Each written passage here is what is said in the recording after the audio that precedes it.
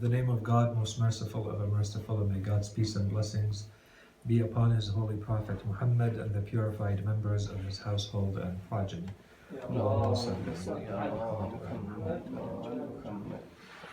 Brothers, sisters, Assalamu alaikum wa rahmatullahi wa barakatuh. So, as it was just mentioned, we are now at the last lesson in the series on general prophethood. And this lesson is supposed to wrap up this series, and then this will be followed by a series of lessons that have to do with specific prophethood related to our Prophet Muhammad sallallahu alaihi wasallam, and then followed by a series of 5 lessons that have to do with the extension of prophethood, which is imamah. And with that, we will have, inshallah, covered all of volume 2. So we are exactly at the midpoint in volume 2 once we finish this lesson, inshallah. Again, it's from, we're following the course of the book, right? Yeah, so this is the book of Durus al-Aqidah al-Islamiyya, or Theological Instructions by Sheikh Muhammad Taqi Misbah Yazdi. So we are at lesson 30 in this lesson. So this lesson is entitled The Prophet, the People and the Prophets. The general overview of the lesson, there's an introduction, and we'll go through the points of the introduction, and then the main point of this lesson has to do with the interactions of people with their prophets. So on the side of the people mostly, but there will be a little bit on the side of the prophets as well. And then the author spends a little bit of time talking about this theme or the topic of what we can call the trends, divine trends, or divine patterns or divine laws that have to do with societies in general and how they interact with their prophets. Okay, and so we can say a couple of things once we reach that. So here we translated that section as divine trends in managing nations. Okay, so first of all, the introduction.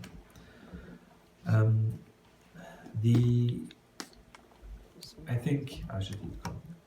Generally speaking, if we go through the Holy Quran, for instance, we see that it gives a lot of importance to this topic of the relationship between people and the prophets. So already this is an indication that this is an important topic. The Holy Quran does not just tell us, here's what happened in the life of the Prophet. It spends a lot of time, and inshallah we're going to see this today, it spends a lot of time on how people reacted, how people dealt with the prophets that were sent to them, and the different reactions, and then depending on the path that they chose, what happened to those nations, what happened to those people. So that in itself becomes an important topic. And when we look at the Holy Quran, we see that there's a few things, this topic can be looked at from a few angles. The first angle is the people themselves. So Allah subhanahu wa ta'ala sends a prophet, sends a messenger to a group of people. The Holy Quran spends time explaining to us how the people received that prophet, how the people interacted, what did they do amongst themselves, how did they respond to the prophet who is claiming to be sent from God. So that's one angle. A second angle is, and it's a very important one, the Holy Quran explains to us, in some cases in summary and in some cases in detail, it explains to us from the angle of the prophets, what did they do? So we are told in these verses, we are told in these verses, first of all, what the prophets were trying to preach, what they were trying to teach their people, but it also gives us the means that they were using, the strategies that they were using. So when they came to their people, you see every prophet customized the message to the context in which they were, and the message that they were trying to teach, depending on their own status, depending on their own people, and they knew their people. You see that every prophet adopts a different strategy, a different methodology, a different approach. So there's a lot to be learned from that. When you're trying to communicate a message, be aware of that context. And then the Holy Quran also explains to us what the prophets did when they kept being confronted and they were being opposed and their message was being rejected, they did not give up. They stayed strong and steadfast and patient. And in a lot of cases, we noticed that they were, extremely compassionate and merciful. And it's not just a matter of resilience and strength. The manner in which they spoke to their people shows that they had mercy towards them. They had compassion, even though their people were rejecting them and insulting them and creating all sorts of fabrications and lies about them. They remained on the same path and they did not change in that manner.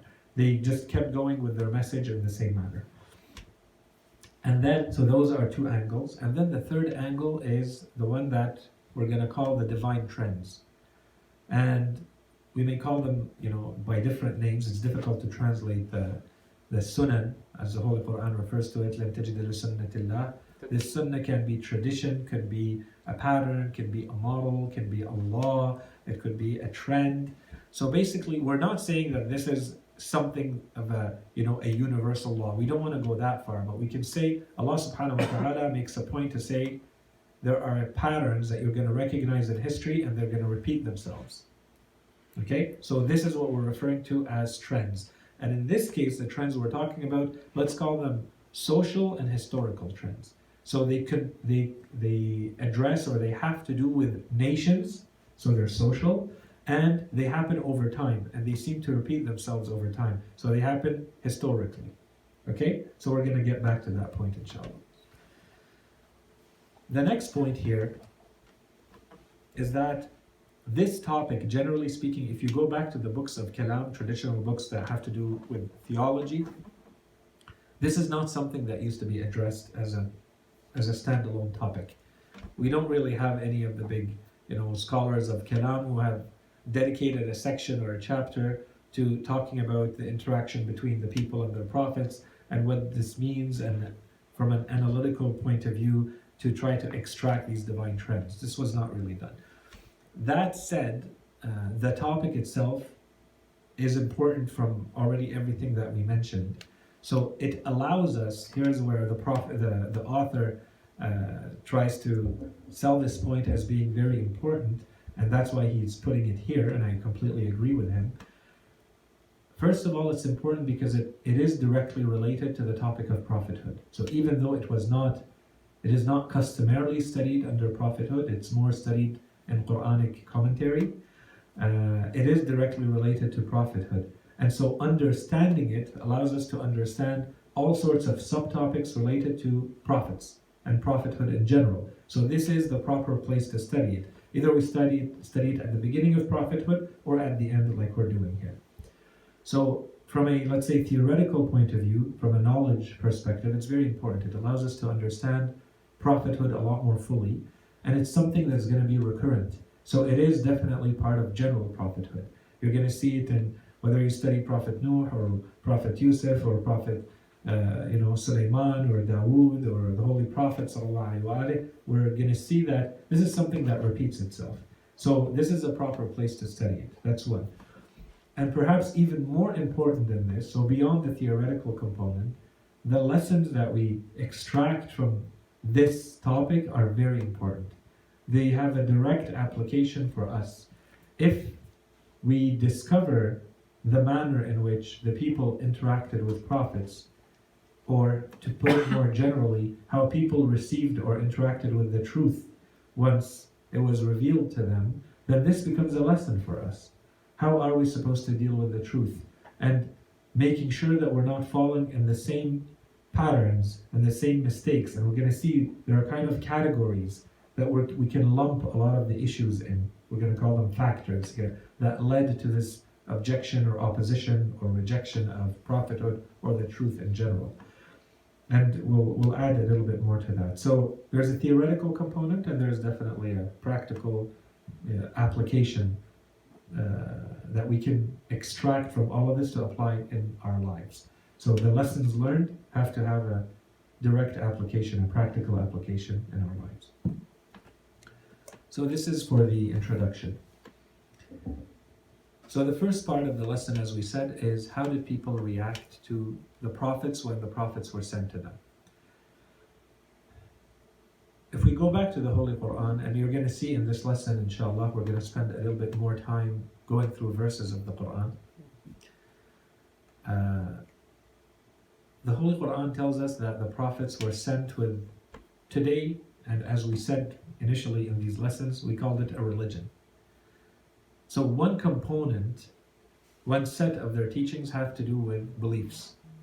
So they were telling people, for instance, you only have to believe in a true God. You cannot make up your own gods. You cannot make up your own idols, even though they are symbolic and intermediaries between you and the one God. You cannot do that. If you worship, your worship has to be based on truth, not imagined entities and so on and so forth.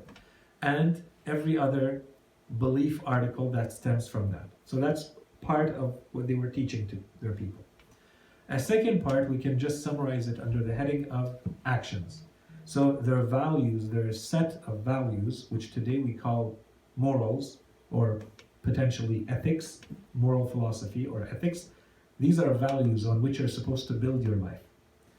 And in addition to those, there are the laws, which today we would call fiqh. Okay, so there's a code of law, but there's also a moral philosophy that is being taught by the prophets. So they're coming and telling people, this is what you believe in, and based on this belief, this is how you're supposed to live your lives. And so I'm not going to go through a discussion of this. I think it's clear enough. Make it bigger? Sorry. Yeah. So we have the set of beliefs and we have the actions. So the actions here are examples of them. You have to live a just life. You have to be just with yourself, and you have to have justice at the social level, at the collective level as well. A nation cannot attack another nation, or and so on and so forth. Notions and concepts and values like charity, like compassion, like self-purification. These became the general teachings of prophets. How were these received by the people? Generally speaking, two big reactions. We can put them in two big reactions. The first reaction is opposition, rejection, disbelief in whatever they were sent with. Here we have to add, because the Holy Quran insists on this again and again. It doesn't just say the people rejected the prophets. They did. But it doesn't present it that way. It always puts a lot more responsibility, accountability, blame on those people that we're going to refer to as the elites. The people who hold the power in a society. The Holy Quran uses different words, different terms. In some verses it says, for instance, al-mutrafin. In other verses, in a lot of verses, it talks about al-mala'. Mala' are the people who are around the kings, around the rulers, the elites, the people who hold the power. And this power today we know, because there's extensive studies on what form does power take in a society, but the Holy Quran refers to this already, and we're going to see the examples of it. Some people hold the power because they rule, so they have the political power. Some people have the power not necessarily because they rule, but because they have money and they have wealth. Or as today in the Marxist terminology, they'd say they control the means of production. Okay? Some people, they have the power or the symbolic power because they hold whatever that society considers sacred. So today, maybe that has become something different, but in previous times, you had shamans, you had people who represented what religion is supposed to be. You had monks, you had magicians, you had those people who play the sacred role. You have people who carry the official knowledge of those nations. That's another type of power. Okay, there's a reason why I'm going through these, and you will see the Holy Quran has directly pointed to these. Today we think, extensive studies are being done on these notions of power. The Holy Quran referred to these directly, by name, one by one. Okay, so the moment you come and try to disrupt a society or question this, the first people who are going to oppose are the people who hold that power for different reasons, and we'll go through them and the factors. Okay, there are ideological reasons and there are personal gain and collective gain. You're attacking something that becomes harmful to them. You're changing the system and it deprives them of something that they used to have. So First of all, the Holy Quran explains to us that those people in themselves, once that message was communicated to them, once the prophet or the messenger comes with the message, they themselves reject that message for all the reasons that we mentioned. And we're going to go in them in detail in a second. But the second role they play is that not only do they reject and not only do they oppose, but they're going to influence others in society. And this is why they have a kind of a double responsibility. Not only are they disbelieving, but they're also influencing people and leading them directly or indirectly not to believe. And we're going to see how in a second. So one way, as we said here, influence. Their influence, first of all, can be natural. Natural, what I mean is, it's a passive role. They're not trying to influence the people. But simply by being in a position of power, everybody's looking up to them. If those are the people who are going to reject the prophet, they're going to reject the message, then a lot of people will follow them just because those are the people in power. Those are the people who are supposed to know. They're the people who are being exposed to it directly. Imagine, for instance, Fir'aun and those around him. And everybody is waiting to see, so how are the leaders going to deal with this? And this is how they dealt with it. So some people, lack of critical thinking and so on and so forth, they're going to follow that. So that's a natural influence. And then there is the persuasion. So they're actually going to try to convince the people that whatever this prophet or messenger is teaching or preaching is nonsense. It's not something that we should ever think of letting go our culture or belief or religion for. It's not worth it. It's not truth. Okay, so there's kind of a rational, logical arguments that are presented to make sure that people are convinced that this is not what they're supposed to be believing or following. So let's call that persuasion. And then there is coercion. So here they are going to use much stronger, more aggressive means. So it's not trying to convince you with logic and reason, don't follow this man, don't follow this person who's claiming to be a prophet. It's, if you follow them, I will punish you, I will torture you, I will kill you, I will exile you, I will push you out of the land, I will not allow you to live here. So depending on the context, depending on the nation, depending on how far we are in a story of a prophet, usually we're going to find all of this. We're going to see how the elites are going to influence their societies first in a very natural way, because they're the deciders. They're the ones who are dealing with this claim of prophethood and message. And then they're going to try to slowly convince their people. And with time, they will take arms, they will force their people, they will torture their people, and they will even kill them if they have to. Or at least push them out of the land and not allow them to live on this land anymore. So this is from the point of view of the elites. And we said the Holy Quran spends a lot of time on this point. The second reaction, and I think that obviously, logically, that what's remaining is there are people who believe.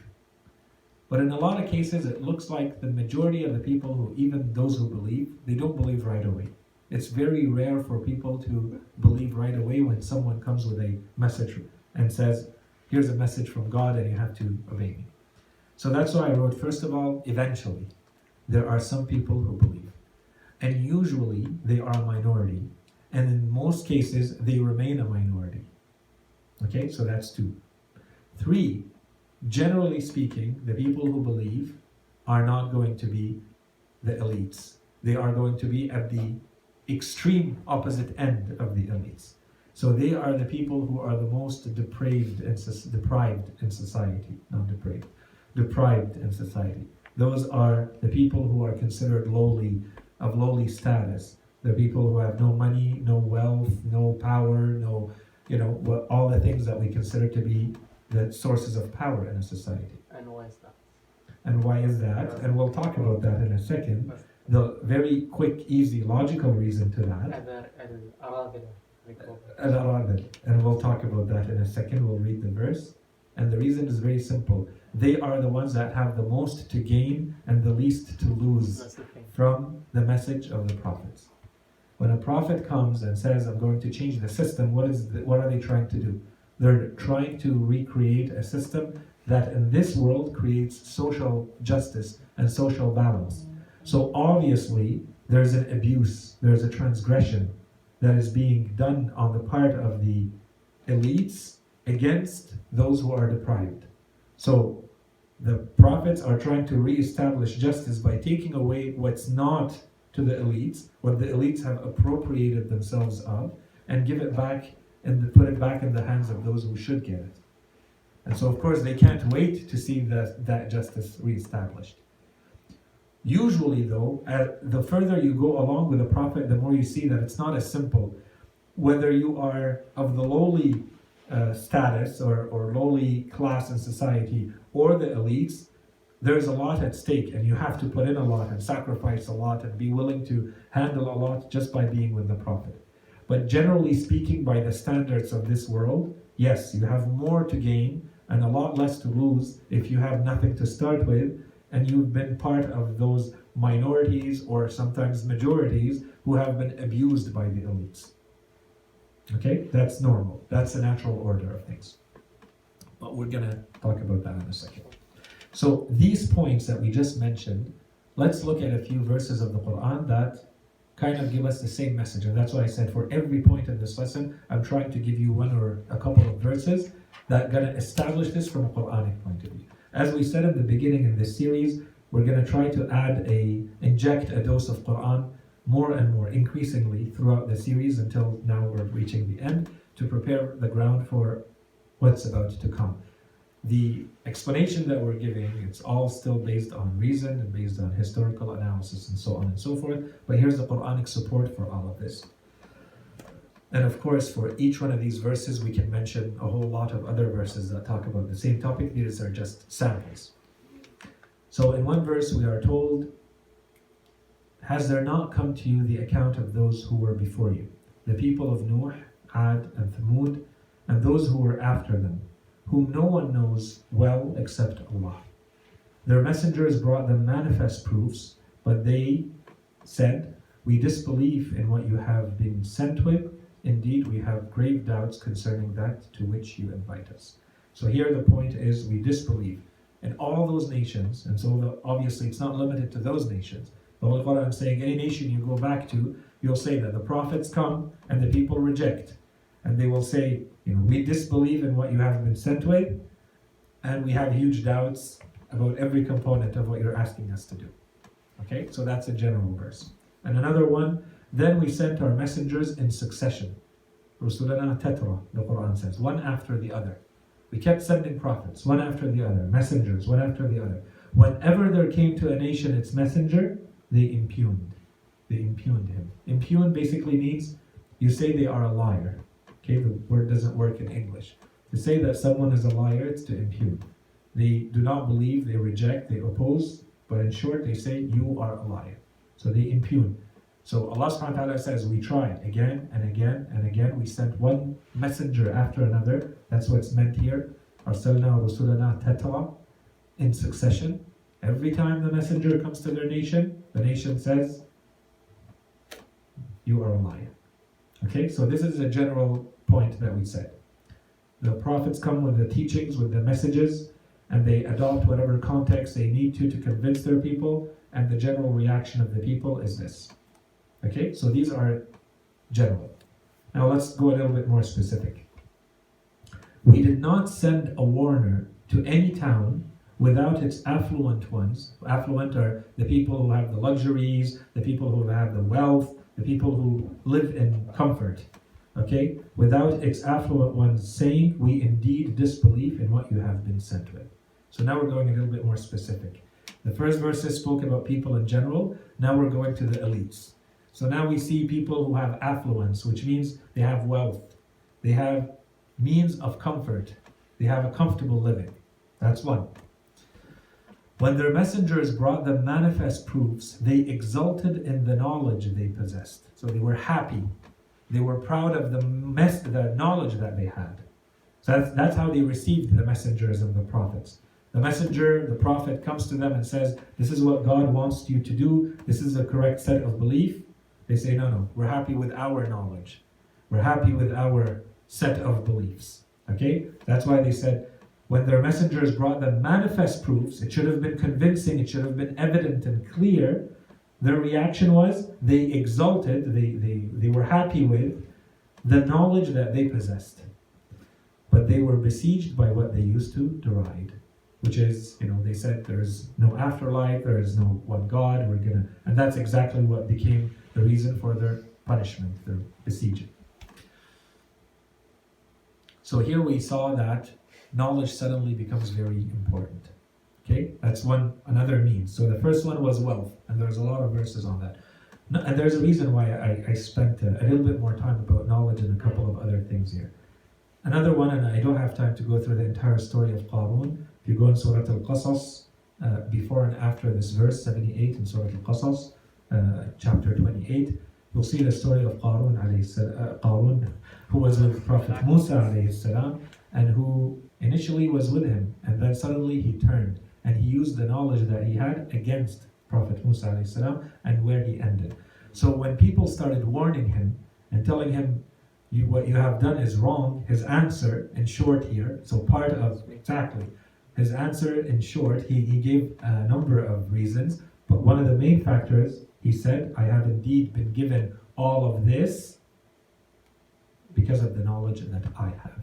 إِنَّمَا أُوتِيتُهُ عَلَى عِلْمٍ عِنْدِي.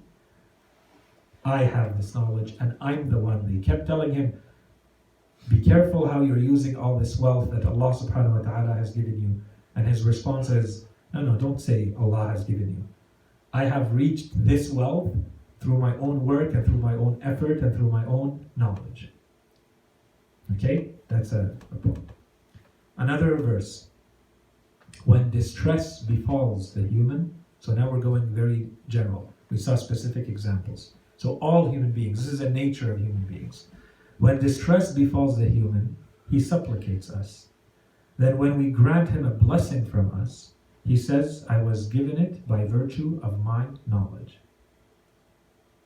So when he is in his hour of need, at his lowest point, he's praying.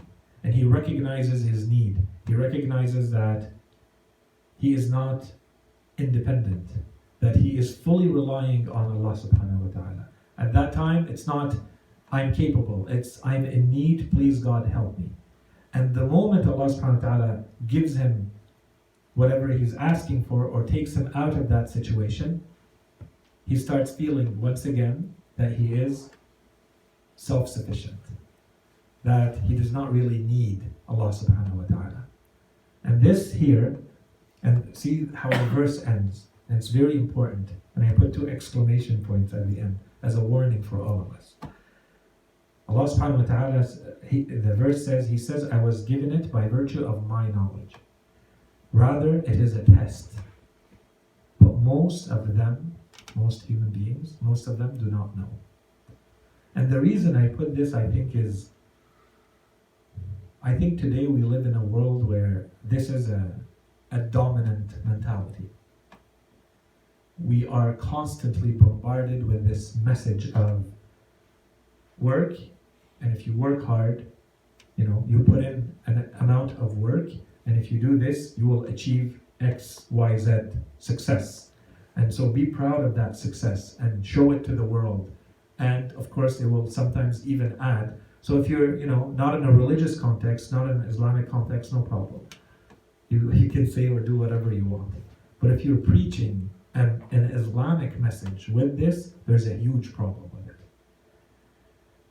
Allah subhanahu wa ta'ala, if you understand how the Quran or how the Ruwayat explain to us bala or ibtila, so testing and tribulation and challenges in this world, you see that it is not acceptable to think that because I have put in an amount of work, therefore I have earned and deserve, and I have a right upon God to having received this wealth, this knowledge, whatever accomplishment it is. And then I want to go and boast and gloat and pride myself on what I have achieved. This is the world we live in today. It's all about individual accomplishment and success and achievements. And you advertise them and you show them, and this shows your success in society. The truth is that if you understand how this world is structured, the truth is that 2 people may put in the same amount of energy, and one of them is going to be reaching material success and the other is not. One of them will make $10 million with that and the other will make $5,000 with that. And the real reason is not because you were somehow smarter or better. Of course there are material causes. But all of this, the manner in which it unfolds and what you end up receiving or not receiving is a test. That you are successful is a test, and that you are not successful is a test. And really, I hate to put it this way because that opens an objection that I don't have time to get into right now. That's a big topic. But really, you kind of had not much to do with what you received. You put in the premises, you put in some material causes in place, but the outcome is not within your hands. The outcome is in the hands of God. You can't come back and say, I have earned. You haven't earned anything. Allah subhanahu wa ta'ala decided that here He's going to give you this success, and here He's going to put you to that test.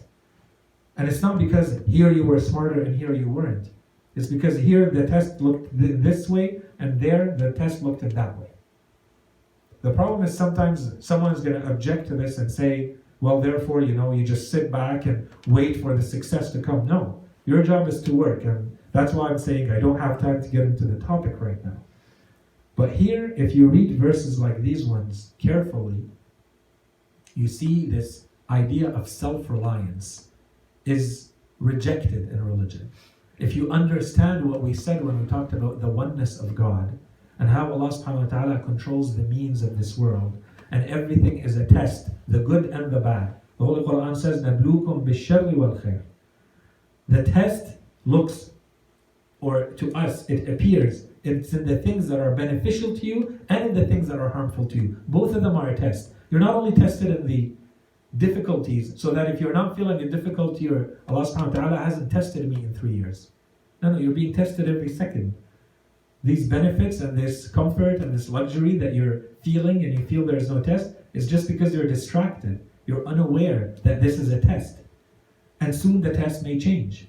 And here the test looks like success, and there it looks like failure. But they're equal in the eyes of God. They're a test. Your job is to behave in the appropriate manner in every circumstance. And not say, here, I'm successful and this is as a result of my effort. And over there, it's not my effort. Because it's, if something bad in some of the verses of the Quran says, they would come to the Prophet and say when something bad befalls them, they blame the Prophet, they blame you. And when something good happens, they say, oh, this is from God. And the verse ends, قُلْ كُلٌّ مِّنْ عِنْدِ اللَّهِ. Everything is from God. The good and the bad. It's just you're so obsessed with the material, you're so focused and fixated on the material, you don't see what's behind it, which is it's all a test. And this is, I think, something that we all live and we all hear, and we're all constantly in this, and it's not easy. And I think it's a lot harder today than it was, let's say, 100 years ago or 1,000 years ago, because we live in a world that glorifies success. And in a lot of cases, it's not even real success. It's a very small, it's just the advertising of it looks like it's a very big success. Okay, so even in the cases of true success, one has to be careful and remember where God is and how God gave it to you, and He can take it away, and both are the test.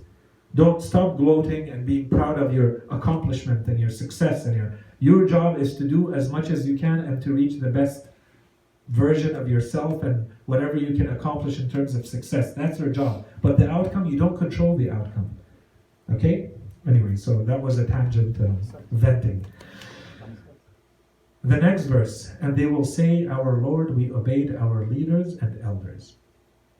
And this is how we're now linking. So first verses we said there are elites.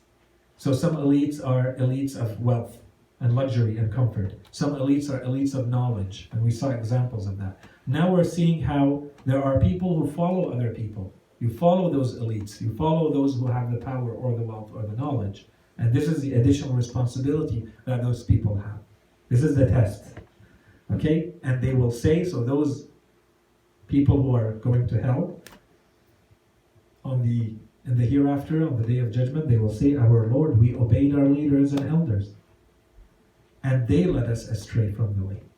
So basically, you have to punish them, not us. We simply followed them as we were supposed to in that social, political, religious, whatever context. Okay, so now we're seeing the influence and how the rest of the people are following, or the sheeple are following. Another verse. Here we have two verses. But if you were to see when the wrongdoers are made to stop before their Lord. So this is more detail. So we are now in the hereafter. And everybody's standing in front of God. And we have the wrongdoers. But there's two categories. There are the people who are the leaders and the people being led. And now they're going to disagree. They're going to fight amongst themselves, each one of them putting the blame on the other group. But if you were to see when the wrongdoers are made to stop before their Lord, casting the blame on one another. Those who were abased, pushed down in society, were abased, will say to those who were arrogant, to those who were superior, had it not been for you, we would surely have been faithful. And those who were arrogant will respond, will say to those who were abased, did we keep you from guidance after it had come to you? No, you were guilty yourselves. You saw the truth, you should have followed it. Why did you follow us? Why did you listen to us? You could have chosen a different path. And those who were abased will say to those who were arrogant, rather, it was your plotting by night and day, when you ordered us to reject Allah subhanahu wa ta'ala and to set up equals to Him. They will hide their remorse when they sight the punishment. So here we see this interaction between those who are elites and the rest. And at the end, they're all going to end up in the same place. So this is not an excuse, but we see the additional responsibility on those who are in positions of power in society. And then here as a verse, I think that wraps it up. The elite of the faithless from among his people said, we do not see you to be anything but a human being like ourselves. And we do not see anyone following you except those who are lowly and simple-minded. مَا نَرَاكَ اتَّبَعَكَ إِلَّا الَّذِينَ هُمْ أَرَاذِلُنَا. So people who are very of low social status, and they are simple-minded in society, nor do we see that you have any merit over us. Rather, we consider you to be liars. So this is where we see the interaction between the people and the Prophet and those who follow, who have accepted to follow the Prophet. And if you fast forward, so this is I think verse maybe 30 or 27. If you fast forward to verse 40, when our command came, so Allah subhanahu wa ta'ala is talking about Prophet Nuh here, but obviously this applies to other prophets who were told the same thing. They come to the Prophet and they told him, those who follow you, why would we ever follow someone like you? There's nothing special about you. And look at the people who are around you. They are only of those who form the low class, people who don't have our respect. None of us, the elites, the powerful, the wealthy, the knowledgeable, the sacred, none of us are following you. Okay, so this should say something. And I skipped over because we don't have time to go over all the verses. They're really worth going back to. Okay, as other prophets did the same thing, and they responded and they said, what do you want me to do? To push back those who have believed in me just because they are poor or just because you do not respect them? That would not be befitting. That would not be okay. And this is where the prophets are fighting the social, cultural conventions of their time.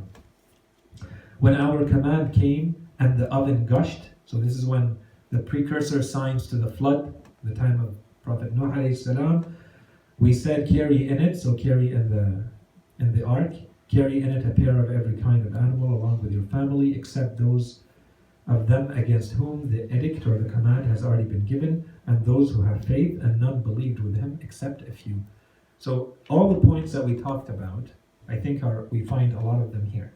We see who agreed and who did not agree with this belief, and we see that at the end, after all those years, at face value, the Quran is saying, 1,000 minus 50 years, that Prophet Nuh alayhi salam remained in his people preaching. He preached for 950 years. When would you lose your patience? After how long would you lose your patience? And he remained in his people preaching for 950 years. And at the end, the outcome was, and none believed in him except a few. So basically, none believed in him.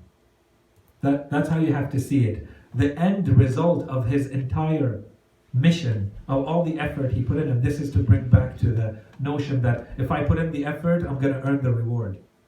Well, if this is how Prophet Nuh thought about it, he would never have continued with his mission. وَمَا آمَنَ مَعَهُ. That's how the verse is said. And none believed in him, except a few. There's a few of them who believed. So the exception are the ones who believe, not the rule.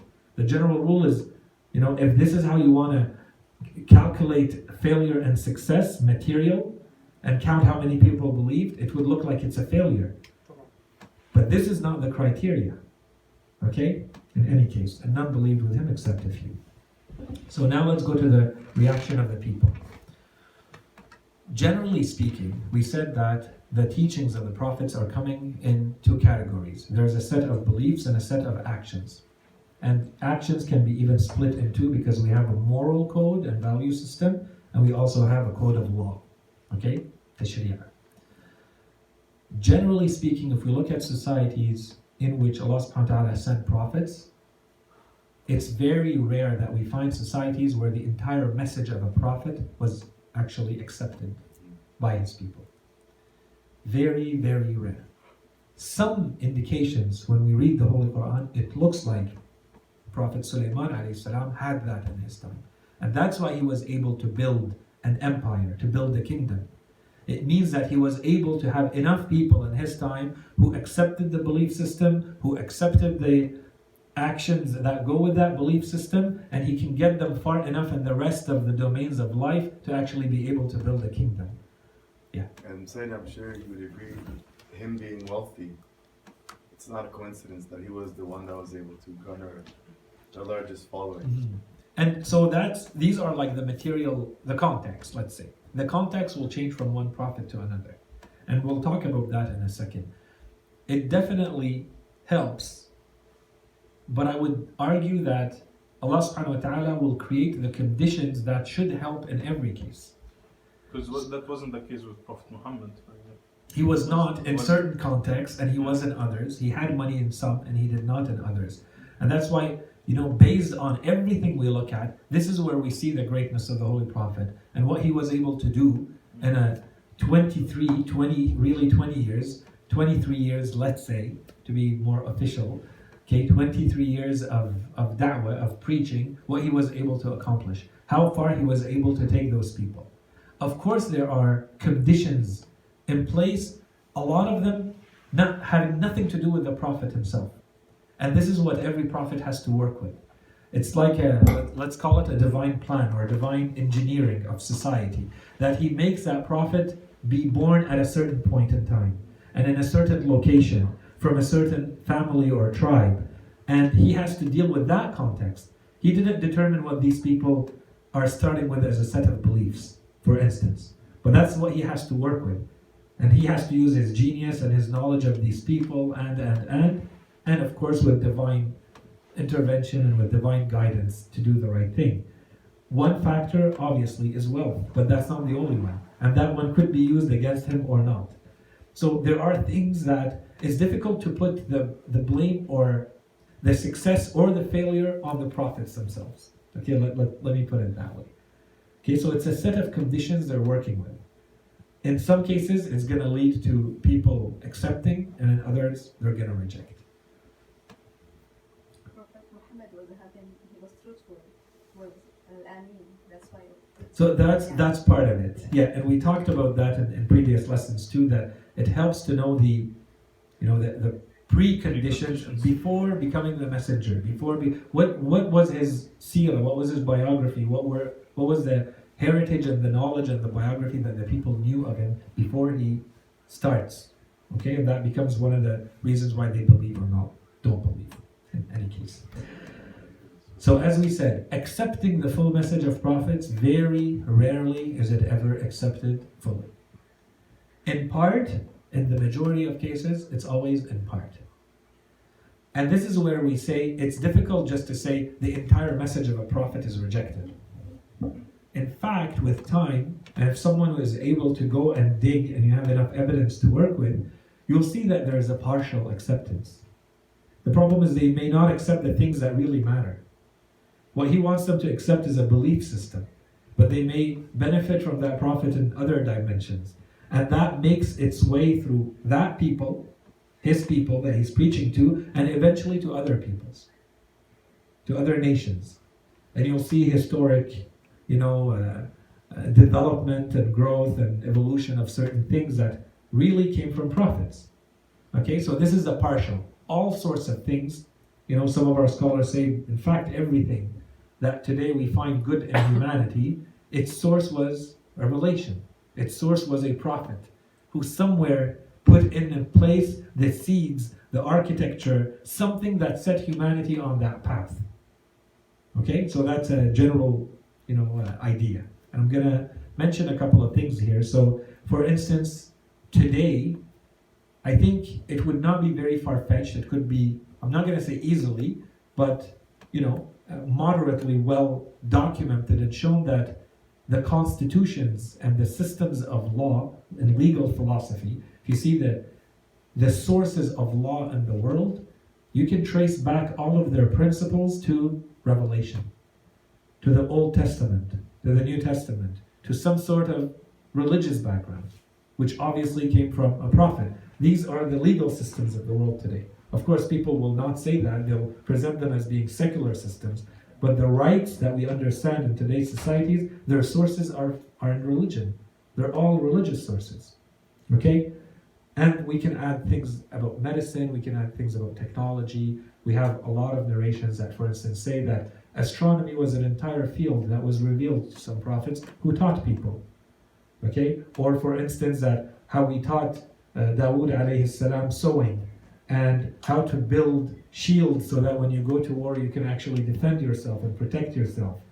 Or. So this is if you go into industry and technology and medicine, there are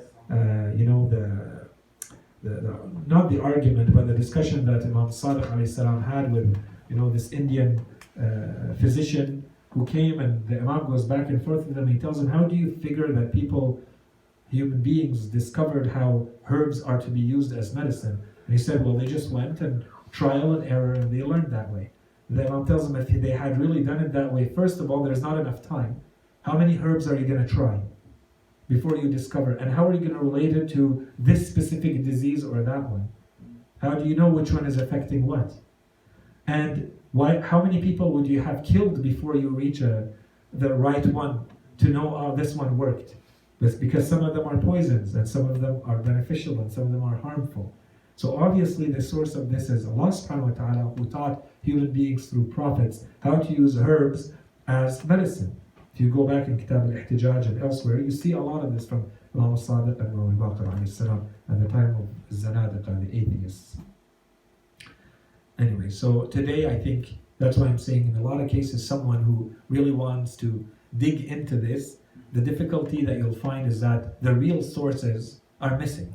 So you have to dig through and see potentially where something may have originated in Revelation, when in history, how, in what form, and how did that become the seed that today serves humanity in the beneficial way it does today.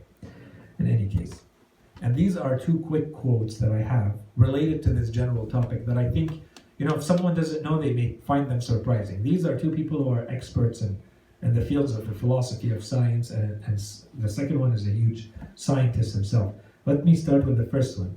He says between theism and mechanistic philosophy, so theism is belief in God and the world all based on God, to the mechanistic philosophy that we find at the time right after the medieval ages and the Renaissance, when people are starting to really understand the scientific method. And the mechanistic philosophy, the idea that God designed the universe by way of mathematical laws, became the norm. So the reason why you have people like Kepler and Newton and others starting to build these types of systems is because of their belief in God. But that belief generates a mathematical system for the world. Because you believe that there's a God who is a designer, who is wise, who is powerful, who creates in a certain way and who doesn't create in another way. He doesn't create randomly. Someone like Einstein will say he doesn't play dice with the world. Right? So because you believe in that, you're able to create what today we call science.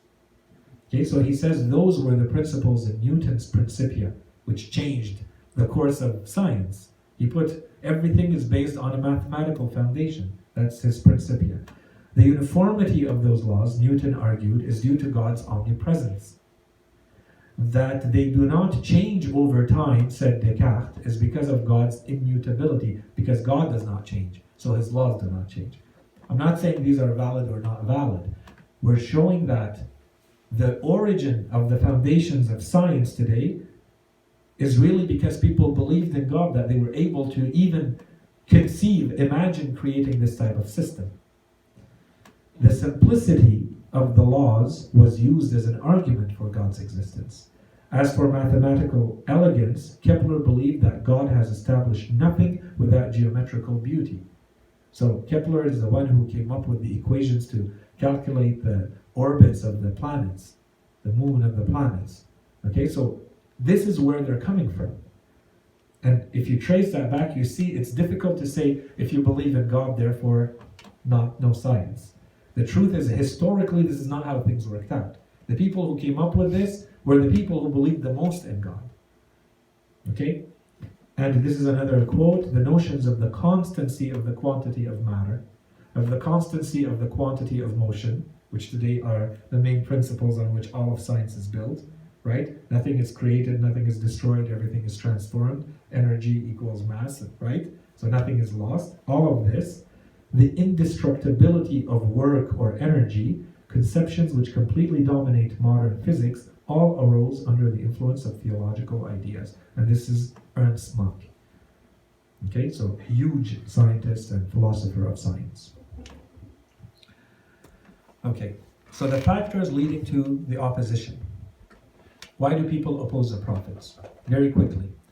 First of all, there's the general opposition. The prophets are coming with a system, with a set of beliefs, with a set of teachings that are going to impose restrictions on you. You want to live in a certain way, and now we are putting barriers. You want to do this, you desire that, you have this pleasure, and here are restrictions. You can't worship whatever you want. You can't do whatever you want. You can't kill or take or give or eat or whatever you want. There are restrictions. There's a code. So that's a general reason why people in general are going to object. Reason one. Second reason is more psychological. I'm the one who has power. Who are you to tell me what to do? Who do you think you are coming with a new system? So it must be that you're trying to replace me as the king, as the ruler, as the powerful person, as the elite, and so on and so forth. And there are many verses in the Quran where they tell them explicitly, okay, يُبَدِّلَ دِينَكُمْ, or things like that. He's trying to replace your religion with his own so that and that's why the prophets keep saying, I'm not doing this for any reward. I'm not trying to get to any material gain from any of this. So you have arrogance, pride, and conceit, and the Quran says al-izzatu bil-ithm. This is someone who is too proud to recognize that they have made a mistake. Okay, so this is the pride or conceit here. The Quran refers to this and says, أَخَذَتْهُ الْعِزَّةُ بِالْإِثْمِ. Someone who has done ithm, who has done a transgression or a sin or a wrong, but he has too much izzah, he has too much pride and conceit. Now he shows his pride. He says, no, I will not be embarrassed in this manner and openly admit that I have made a mistake here. Okay, so that's another way to look at it, or simply this complex of superiority. Okay, a third category is, as we said earlier, the people who are in certain positions are going to lose their distinctions. They're going to lose their benefits. They're going to lose a personal gain that they currently have. If you are Abu Sufyan and you live on, trading, prostitution and enslaving women for that kind of work, then of course accepting Islam is going to harm your business. Right? Okay, so very clear. Culture, ideology, and tradition. So this is when people keep saying, whatever you're teaching me, whatever you're telling me to do, goes against our tradition, goes against what I learned from my forefathers, goes against what our society has been built on. How dare you remove anything of those things which we consider sacred? Another category, generally speaking, ignorance. People who refuse to use their mind and who refuse to learn. So lack of critical thinking and lack of knowledge makes people follow blindly and just be following through emotion and falling very easily in all of those traps. So yes, maybe there are elites and there are people more powerful than you in society who may be pushing you one direction or another. But if you knew how to use your critical mind, if you knew how to access the information yourself, you would not so easily be duped and tricked, and then you come Yawm al-Qiyamah saying, I only followed the leaders and did whatever they said to do. Okay? And then finally, there is the social and psychological pressure. So example, it's not easy for me to let go of everything and want to join this person who's saying I'm a prophet. When I look at him, I'm living in comfort and luxury. Or even, let's say I'm neutral, I'm average. But I look on this side, there are people opposing that prophet, and this is lessons for us. I look on this side and I see this prophet. He wears rags, he seems poor, those around him are poor, everybody is fighting him, he's not really accomplishing or being very successful, and there's not much, material gain that comes from just joining that group. And on the other side, it looks like all the material means, all the material success and wealth and comfort and recognition and reputation and so on, it's all on the other side. If you look at the state of the Holy Prophet and the people with him in Sharab, Abi Talib, for instance, the 3 years of famine and deprivation that they lived there, they have absolutely nothing, versus how Quraysh were living at that time. They were preventing the Muslims from doing any transactions. They're not allowed to sell to them, buy from them, marry them, anything. So you look at the condition of these people, and then you look at the condition of those. Well, these are social, psychological reasons for not wanting to join. Even if you want to, you say, okay, well, it's the truth, but the social conditions and the material conditions are so difficult that they push you back. Okay, so you have to be strong to actually overcome all of that and say, I will still go because I know that's the truth. Okay, and then there's the pressures from the elites that are more direct, which is, I will go, and it's okay. I will live in poverty, and I will endure. But it's something else to say, and I'm willing to put my life on the line, or I'm willing to put the life of my family on the line, right? And this is where the pressure changes. If you go, we'll kill you. If we go, you are exiled. You're no longer allowed to live in this land. That's it. Your life is over. This is where you have a very serious choice to make. Okay? So here are some verses in the Quran that talk about all of these points, and we'll go through them quickly. Whenever a messenger brought them that which was not to their liking, so this is a personal desire, they would impugn, so they would say this is a lie. They would impugn a part of them. So some of the prophets, they were simply told, you're just a liar, we'll never believe in you, leave. And a part they would slay. And some of the prophets, they would simply kill them. Okay? And this is to a point that we'll come back to, and we've already mentioned. The means, how were they fighting the prophets? Well, it went as far as simply killing the prophets. And we have in some narrations that in the thousands prophets were killed in history. In the thousands. Okay, so the Quran reestablishes, reconfirms this. A lot of the prophets were killed. Indeed, those who dispute the signs of Allah without any authority that may have come to them, so they're not using their reason, they're not using logic, they're not using any valid argument to dispute the prophets. There is only greatness or vanity, and fi sudurihim illa kibrun, the Quran says. So kibr can be translated in different ways. They have a complex within themselves. The Quran says, it's translated here as a greatness or a vanity or a pride. It's a complex inside them that they will never able to reach. They will never be able to reach it or to fulfill it. It's a need, it's a lack in them that makes them never accept the truth, even if they see it right in front of them. Okay? So it's almost like, let's say it's a psychological problem that they've created for themselves. I will never bow down to this. I am too great. It's out of arrogance. Okay? And fi sudurihim illa kibrun ma hum bibalighi. They will never be able to, no matter how much arrogance they will display in this world, it will never be enough for them. They will need more arrogance and more vanity and pride. And that makes them never accept the truth. So we're talking about the means, right? The factors why you disbelieve. So this is one. And so it has been that we did not send any warner to a town before you without its affluent ones, those who have the means of comfort, say, we found our forefathers following a creed, and we are indeed following in their footsteps. And so here it's neutral. This is what they say, and so blindly following whatever was there before them. Next verse, they said, "Have you come to us to turn us away from what we found our fathers following? How dare you ask us to change something that was already in place?" And when they are told, "Come to what Allah has sent down and come to the messenger," so now this is the time of the Holy Prophet, they say, "Sufficient for us is what we found our forefathers following."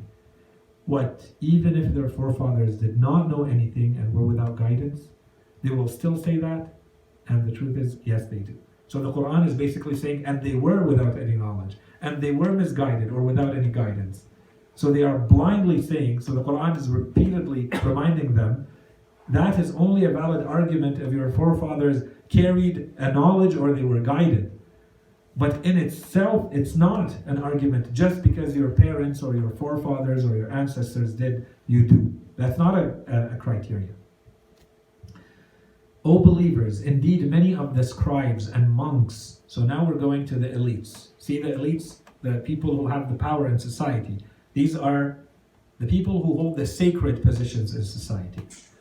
The scribes and the monks wrongfully eat up the people's wealth and bar them from the way of Allah through money, for money. Those who treasure up gold and silver and do not spend it in the way of Allah, inform them of a painful punishment. So here's where you link it to the money, the sacredness of those positions. You lose social status, you lose personal gain. Main natural reasons why you would object to the truth. The manners in which the truth was objected to, the manners in which people oppose. Mockery and ridicule. So the Prophet comes, they tell themselves, and they always start with this, they underestimate the Prophet. They say, oh, this is nothing. This person is nothing. It's not worth even bothering with. This is a very small issue. This is a very small thing. We'll deal with it and we'll get over with it. Okay, that's how it starts. And so in this sense, they mock and they ridicule. From there, they see that this Prophet is not going away, and in fact, he's starting to gain followers and starting to become more and more influential in society. So they start creating up lies, fabricating things that distort the reputation of that Prophet in society so that people leave them alone. So they will say crazy, they will say he's a magician, they will say he's bringing folk tales from the past, whatever it is. Ruin the reputation of the person. Create whatever you need to create to destroy the reputation of the person. The problem is that in the case of the prophets, the people knew them before they were prophets. So it's not easy for people to just come and say, oh, you lost your mind. Everybody knows that this person's mind is extremely strong. It works everywhere else. This is the only place that doesn't work anymore. Or this person was trustworthy. Suddenly he's a liar. Suddenly he can't be trusted. So that argument only reaches so far. Then they start to reason with the person. And this is where they are exposed very quickly, because the prophets are going to use proper logic with them. If you go to the story of Ibrahim alayhi, or you go to the story of many of the prophets, you see the people, if they openly start to want to have an engagement, a discussion, a dialogue with them, then very quickly they'll see, well, they sound foolish. When Ibrahim alayhi was brought back and he told them, well, ask the big idol, they were all destroyed, they were all to pieces, except the big one. He said, well, ask them. فَرَجَعُوا إِلَىٰ أَنفُسِهِمْ. The Quran says they went back and realized. For a moment there, they realized the foolishness of what they were saying. He told them, how can you worship something that does not hear you or does not see you? When I told you that the big idol is the one who destroyed them, you answered right away saying, well, don't be foolish. What do you mean the big idol did it? So I thought, okay, well, how can you worship them? So the Quran says, فَرَجَعُوا إِلَىٰ أَنفُسِهِمْ. Right away they realized, and this is where they expose themselves. The logic is too impeccable, so they have to fall into very foolish reasoning. They start coming up with all sorts of stuff that anyone who reads says, really? Is that the best they could come up with? In fact, yeah, it was. Okay, because their logic is very strong on the other side. So, foolish arguing and faulty reasoning. Then they move to, okay, we tried to talk to them, we tried to reason with them, it didn't work. We tried to ridicule them and ruin reputation, it didn't work. What do? We try to bribe them They tried to do it with the Holy Prophet. They did it with all the other prophets. We'll give you whatever you want, just leave us alone. Okay. Or they tried to bribe the people with him. The people now following. What do you want? You want this? Or, on the other side, threats.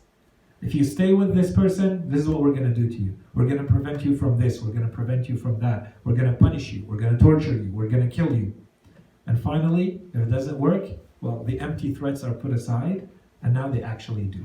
So they do the bribery, and some people will be lost with that, and some people will stay, and they will do the threats. They will execute as they said, and some people will stick, and some people will leave. Okay, so these are the general means and some of the verses in the Quran that talk about each one of them. See the categories of the means. Alas, how regrettable. This is Ya hasratan ala al-ibad in Surah Yasin. Alas, how regrettable of the servants. There does not come to them any messenger, but they mock or deride him. Ma ya'tihim min rasulin illa kanu bihi yastahzi'un. To the elite of his people who are faithless, the elite of his people who are faithless said, indeed we see you to be an imbecile, or being foolish. And indeed we consider you to be a liar. In other verses, so see when this is attacking the reputation. Here they attacked his sanity. He's lost his sanity. Another verse, he is just a man possessed by madness. He's crazy. So bear with him for a while, basically, which means until he dies. He'll soon die, so he's gone mad.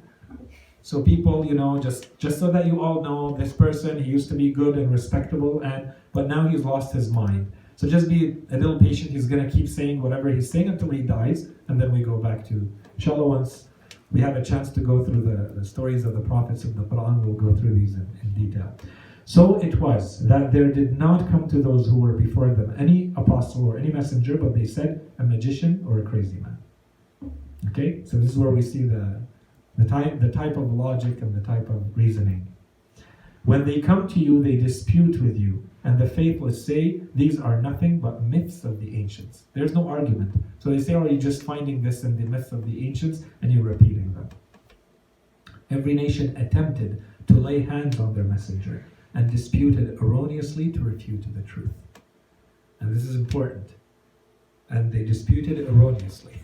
The Quran says their arguments were not valid. They did not even take the time to come up with valid arguments with our prophets.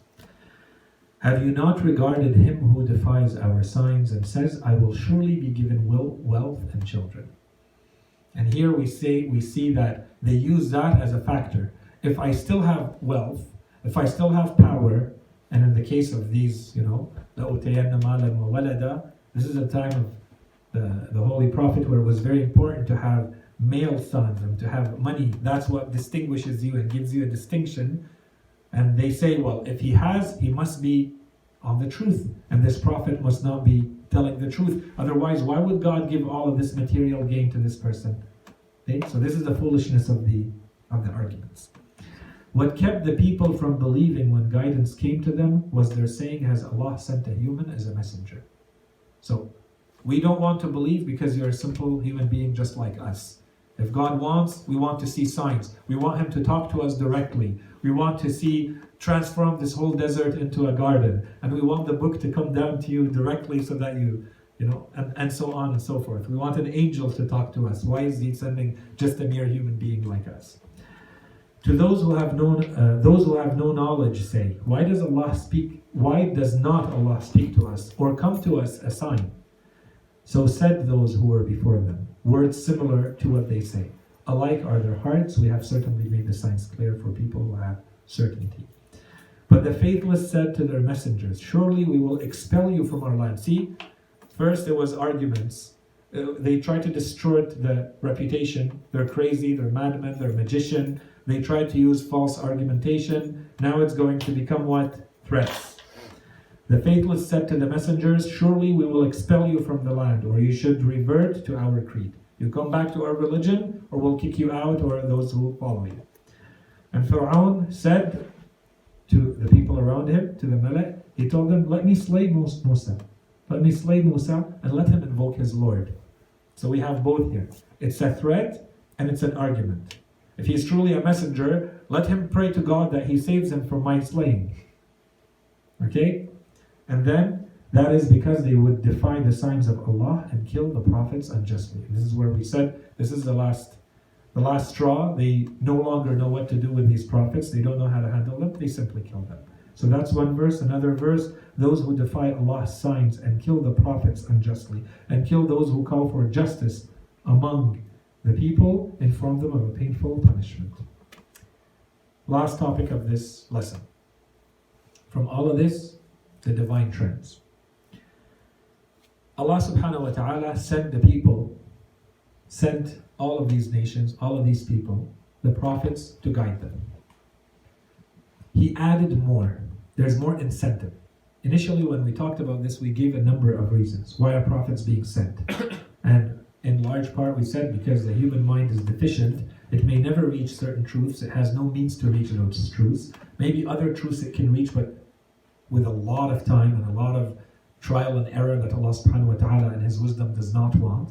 So He gave human beings prophets, who are also role models to be followed, and so on and so forth. Guidance for this world and the next. Some people, this is not enough for them.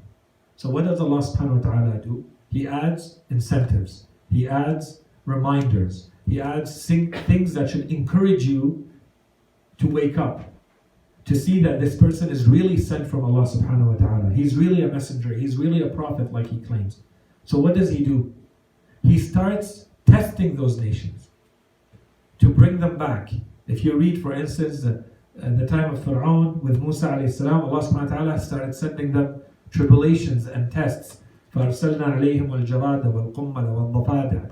Right? Allah subhanahu wa ta'ala says, I started testing them. I sent one test after another. Maybe they're going to wake up. Maybe Fir'aun is going to see. The calamity does not come right away. The punishment, the final punishment does not come right away. There's a chance, and then there's another chance. You should wake up here. Maybe that was not enough. Here's another one, a little bit more. A little bit more. Okay? So this is where we see it is still part of the big plan. It is still part of trying to get people to be guided. First, here's the truth in a neutral manner. It's not working. I'm going to put things in place that should wake you up and bring you back to this. Still not working. I'm going to add more incentives. Still not working. Then, in some cases, it works. But it works momentarily. That's why I have a utilitarian belief. Utilitarian as in, so long as it's benefiting me. Right now, Allah subhanahu wa ta'ala tests me with something. So they would come to Musa alayhi salam.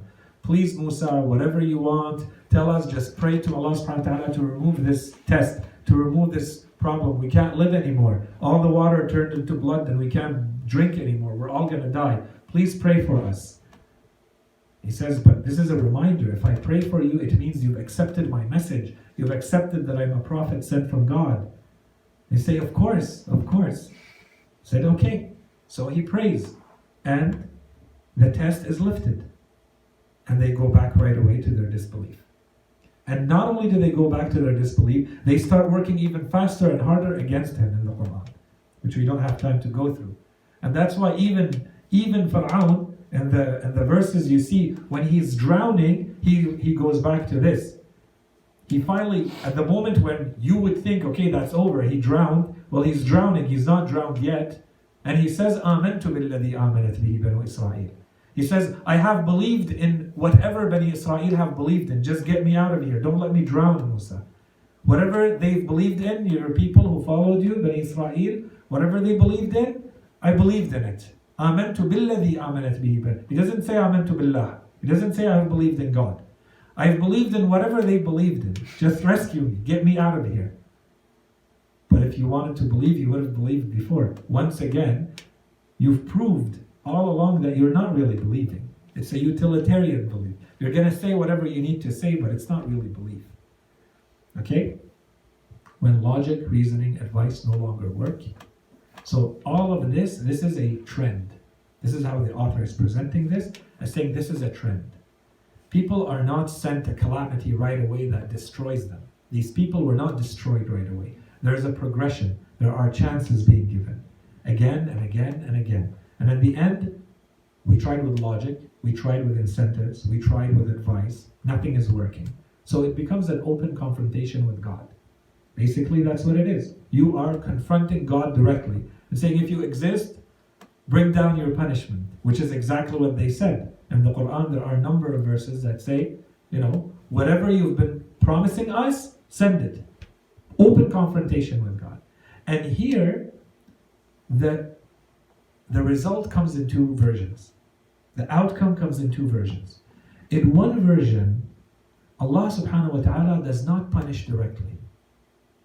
Why? Because the Prophet and those who are with the Prophet have become numerous enough, have become strong enough to be able to handle themselves and to keep their religion. So what does God say? He orders them to defend themselves.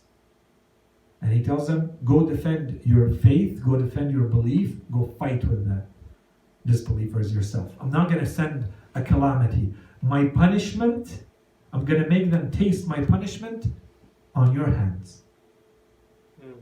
Okay? This is when a prophet has become strong enough and has enough followers and has enough power to be able to actually withstand.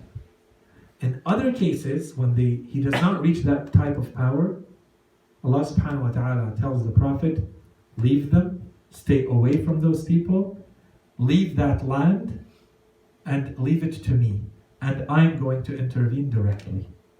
We've given them every chance, and if they remain, those people are going to destroy whatever chance faith has, religion has, to remain in existence. If we leave them, if we let them be. So I'm going to send my own punishment. So the verses of the Quran that go with this, had we destroyed them with a punishment before it, they would have surely said, our Lord, why did you not send us a messenger so that we might follow your signs? So basically, here's where the trend is. Allah subhanahu wa ta'ala first establishes the evidence, gives the proof, so that there's no excuse. This is the hujjah, right? إقامة الحجة ولله الحجة البالغة. Allah subhanahu wa ta'ala says, and I have always the upper argument, the final argument. There's no excuse. You can't come back and say, you didn't show me, you didn't tell me, I did not know. So, yes. Sayid, I know you're almost done. Yeah. But I just have to ask this question and I have to leave. So I have to wait for you at 9. I was hoping to wait till you're finished and ask. So could you please forgive me? It's one question, Sayid. And it's related to this earlier and even now.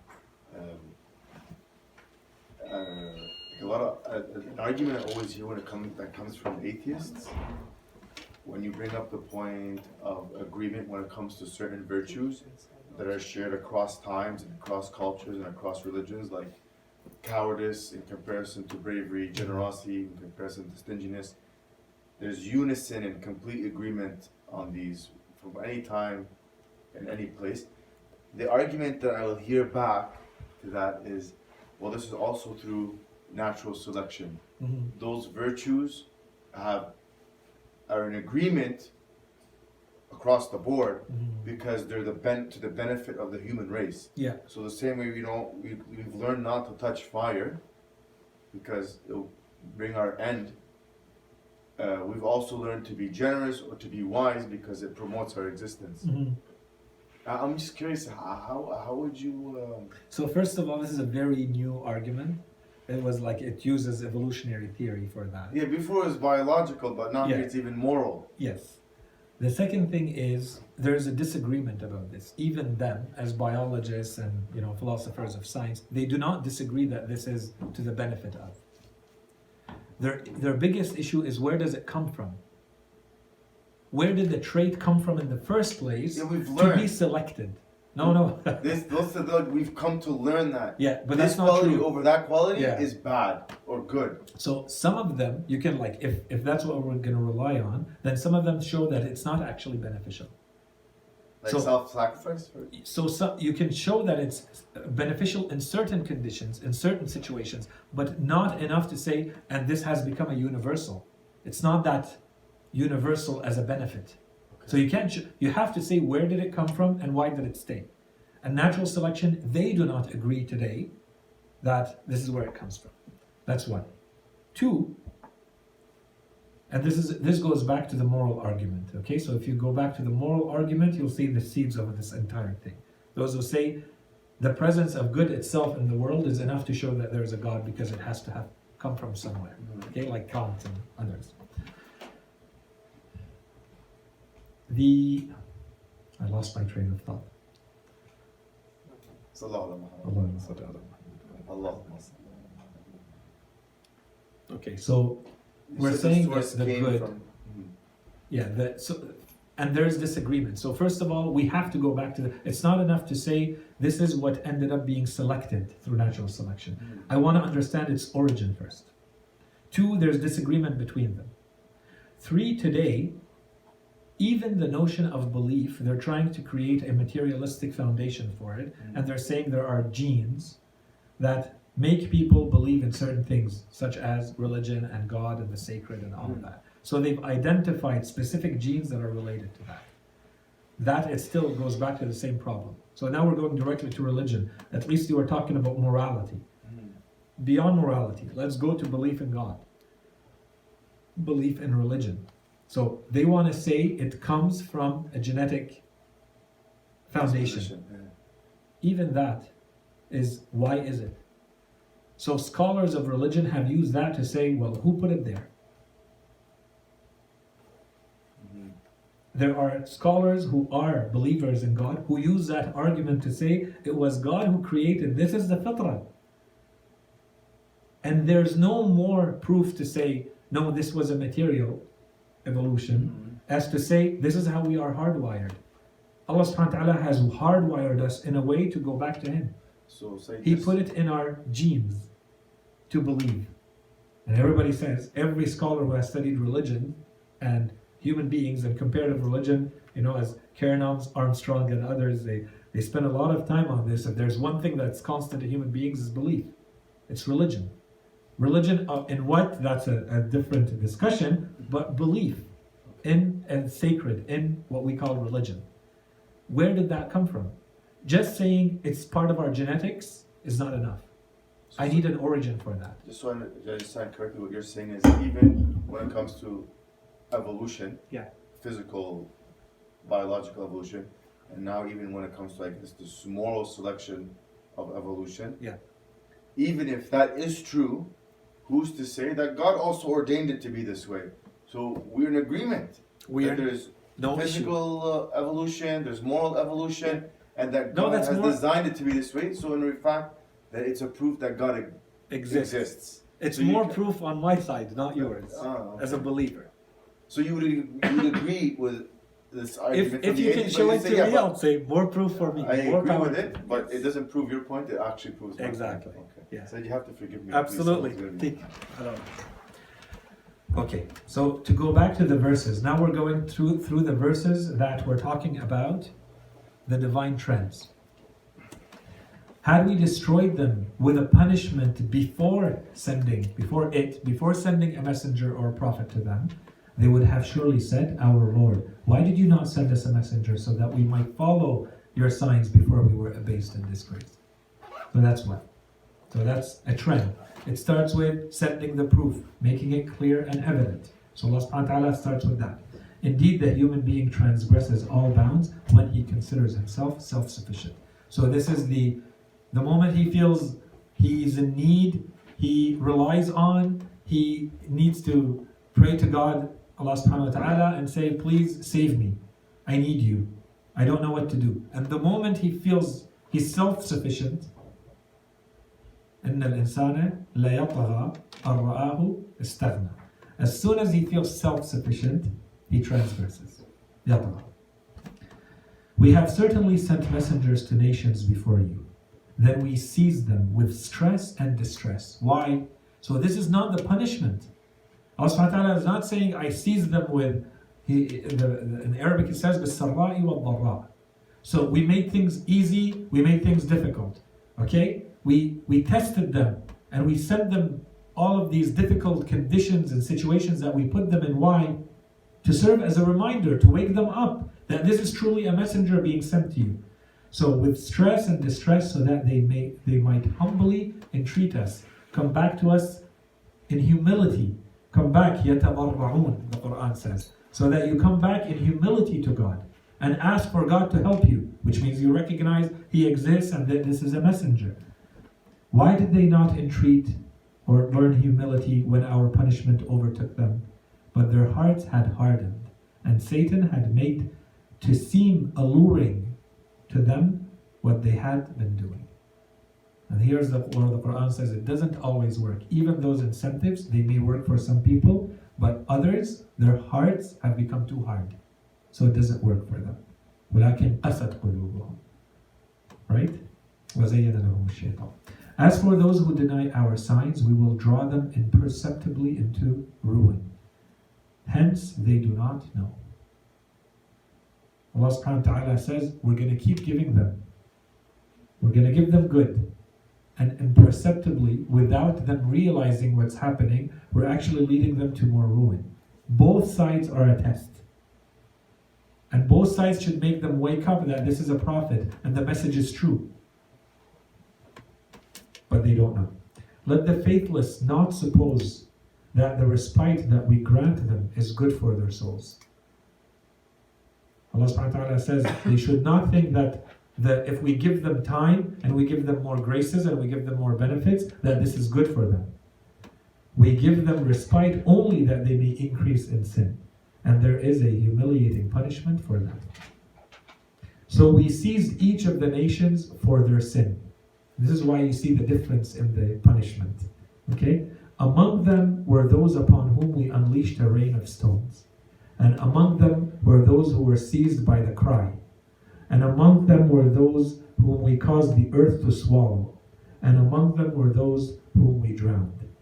It is not Allah who wronged them, but it was they who used to wrong themselves.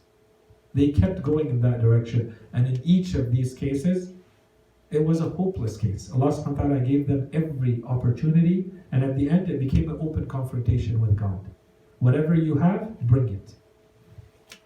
But when a warner came to them, it only increased them in aversion, acting arrogantly in the land and devising evil schemes, and evil schemes beset only their authors. So do they await? See, that the point here is all about the trends. You see the trends in the verses, they're there, but they're not, being presented. But you see, acting arrogantly in the land, istikbaran fil ard wa makra as-sayyi, wa la yahiqu al-makru as-sayyi illa bi ahlihi. Acting arrogantly in the land and devising. So this is Allah. La yahiqu al-makru as-sayyi illa bi ahlihi. That evil schemes only at the end are always going to come back to haunt and to hurt and to harm their authors. That's Allah. So this is an example of Allah. That's why the verse continues, so do they await anything except the precedent of the ancients? So whatever happened is a precedent. In legal terminology, you say a precedent, something similar that has happened. Sunnata. هل ينظرون إلا سنة الأولين. Is that what they're waiting for? فلن تجد, yet you will never find any change in Allah's precedent, and you will never find any revision in Allah's precedent. لن تجد لسنة الله تبديلا ولن تجد لسنة الله تحويلا. And I believe that's the end of the lesson. If I can take 2 minutes and quickly answer the 3 questions. Can we just... Sure, yes. وصلى الله على سيدنا محمد وعلى آله الطيبين